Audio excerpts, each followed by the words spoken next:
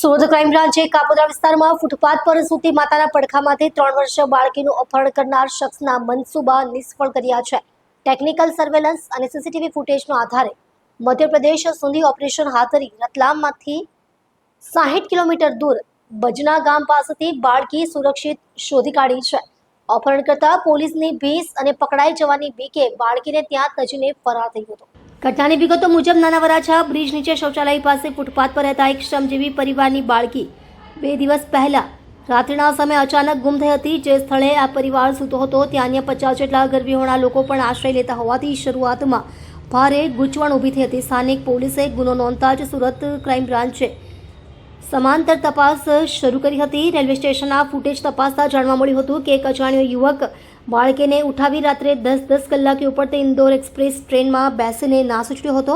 આ માહિતીના આધારે ટીમોને તાત્કાલિક રવાના કરવામાં આવી હતી। પોલીસના જણાવ્યા અનુસાર આરોપી બાળકીને લઈને મધ્યપ્રદેશના અંતરિયાળ વિસ્તારમાં છુપાવવાની ફિરાકમાં હતો, પરંતુ સુરત પોલીસની સતત લોકેશન ટ્રેકિંગ અને સ્થાનિક પોલીસની મદદના કારણે તે ચોતરફથી ઘેરાઈ ગયો હતો। અંતે રતલામ નજીક તે બાળકીને રજળતી મૂકી ભાગી ગયો હતો। સૂત્રોએ જણાવ્યું કે આ એક અત્યંત સંવેદનશીલ કેસ હતો, જેમાં સમય સૂચકતા મહત્વની હતી। હાલ બાળકીને સુરત લાવવાની તજવીજ હાથ ધરાઈ છે અને તેના સુરક્ષિત મળવાના સમાચારથી પરિવારમાં ખુશીની લહેર વ્યાપી ગઈ છે। આ ઘટના ફરી એકવાર સુરત જેવા મહાનગરોમાં ફૂટપાથ પર વસતા પરિવારોની સુરક્ષા અને રેલવે સ્ટેશન જેવા 4 સ્થળો પર કડક દેખરેખની જરૂરિયાત તરફ આંગળી ચીંધે છે। 2 દિવસ પહેલાં 20-21ની રાત્રિના વરાછા ઢાળ પાસે એક જાહેર શૌચાલયની બાજુમાં એક બેન જે એમના હસબન્ડ સાથેથી બંનેને ઝઘડો થતાં અલગ અહીંયા આવી અને કડિયા કામ કરતા હતા। રાત્રે કામ કર્યા પછી શૌચાલયની બહાર જાહેરમાં સૂતા હતા પોતાના બાળકને લઈને, ત્યારે મોડી રાત્રે કોઈ બાળકને 3.5 વર્ષની એમની દીકરીને કોઈ કિડનેપ કરીને જતું રહે છે। રાત્રે એ મોડેથી જાગતા એમને ખબર પડતા તાત્કાલિક પોલીસ સ્ટેશન આવ્યા હતા અને રાત્રે જ કાપોદ્રા પોલીસ સ્ટેશન, ઝોન 1 સરની ટીમ અને ક્રાઇમ બ્રાન્ચ દ્વારા રાતે જ તપાસ બાબતની ચાલુ કરી દેવામાં આવ્યું હતું। વહેલી સવારે ખાતરી કરતાં ખબર પડી કે આ માણસ આ બાળકીને લઈ અને રેલવે સ્ટેશન ગયો છે। રેલવે સ્ટેશનથી એક ટ્રેન પકડે છે, ધુંધ એક્સપ્રેસ, જે સુરતથી આગળ ઇન્દોર સુધી જતી હોય છે।